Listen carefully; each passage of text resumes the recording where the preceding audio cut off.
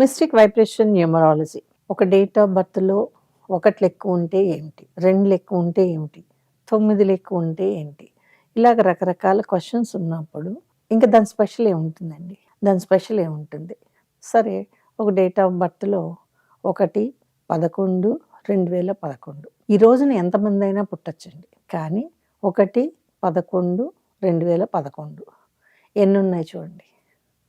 5 ఒకట్లు ఉన్నాయి. వెంటనే ఇక్కడ మనకి స్ట్రైక్ అయ్యే ఇదేంటి అంటే పేరులో 5 ఏళ్ళు ఉండాలి. ఇలాంటి పేరు కనుక సమకూరింది అనుకోండి, వాళ్ళు ఇంకా కుబేర్లు అని చెప్పొచ్చు. కేవలం 1 అనే నెంబర్కి మాత్రమే ఈ ఫెసిలిటీ ఉంది. 1 అనే నెంబర్కి మాత్రమే ఈ లక్షణాలు ఉన్నాయి. ఆ రోజు నక్షత్రం ఏదైనా సరే పట్టించుకోక్కర్లేదు, కానీ పేరు మాత్రం ఏతోనే స్టార్ట్ కావాలి. అదే మీరు 2 తీసుకోండి. 22 రెండవ నెల 2022 ఎన్ని 2లు వచ్చినాయి చూడండి. 22లో 2 2లు వచ్చేసినాయి. నెలలో 1 వచ్చింది. మళ్ళీ 2022లో 3 లెక్క చూడండి. కానీ దీనికి అన్నిసార్లు బి కానీ, కే కానీ, ఆర్ కానీ వేయగలమా? రాదు. సరికదా. ఇన్ని 2లు ఒక డేట్ ఆఫ్ బర్త్లో వచ్చేసరికి మీకేమవుతుంది అంటే, వాటరు మింగినా కష్టమే, మింగపోయినా కష్టమే.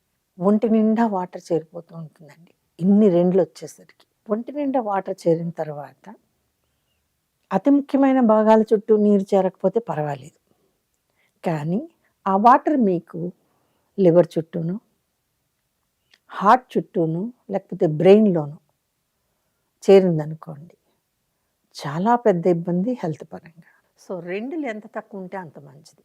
2లు ఎంత తక్కువ ఉంటే అంత మంచిది. లేదనుకోండి, వాటర్ తోటి చిన్న ప్రాబ్లం నుంచి పెద్ద ప్రాబ్లం దాకా వచ్చేస్తుంది. 1 వాటర్ దగ్గర వెళ్ళే ఎనర్జీ 0, 2 వాటర్ని చూస్తే టెంప్ట్ అయిపోతూ ఉంటారు.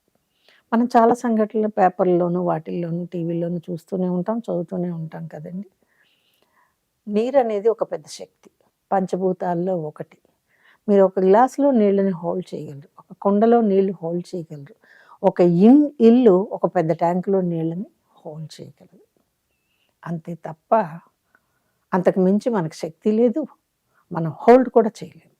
అసలు ఒకరి చేతిలో నీళ్ళు ఆగే పని లేదండి. అటువంటి వాటర్ కనుక మనకి ఎనిమీగా ఉంటే లైఫ్ టైంలో ఎప్పుడైనా ఎక్కడైనా ఆ నీరు అనేది మన వెనక పడుతుంది.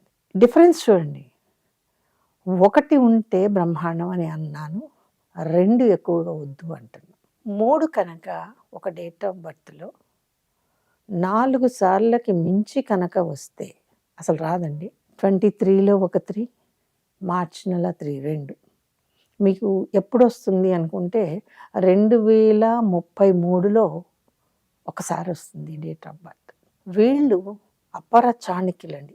అయితే దీనికి కావాల్సిన టైము, లెక్కలు, వారాలు అన్నీ ఉంటాయి. అవన్నీ సమకూరితే ఆ డేట్ ఆఫ్ బర్త్ ఎలా ఉంటుందో తెలుసా మీకు? కంప్యూటర్ని లేదా ఆర్టిఫిషియల్ ఇంటెలిజెన్స్ని మించి తెలివితేటలు ఉంటాయి. వాళ్ళు చెప్పని విషయం లేదు. మాటకారితనం అనేది అనర్గళంగా ఉంటుంది.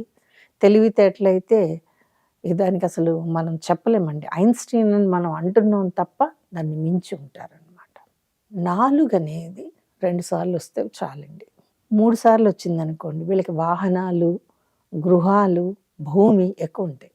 అంటే డేట్ ఆఫ్ బర్త్లో 4 ఉండి, నెలలో 4 ఉండి, సంవత్సరంలో 2014, 2024, 2004, 2034 ఇలా 4 తోటి వస్తే కనుక 3 4లు ఉన్నాయనుకోండి, వీళ్ళకి ధరణి ద్వారా లాభం.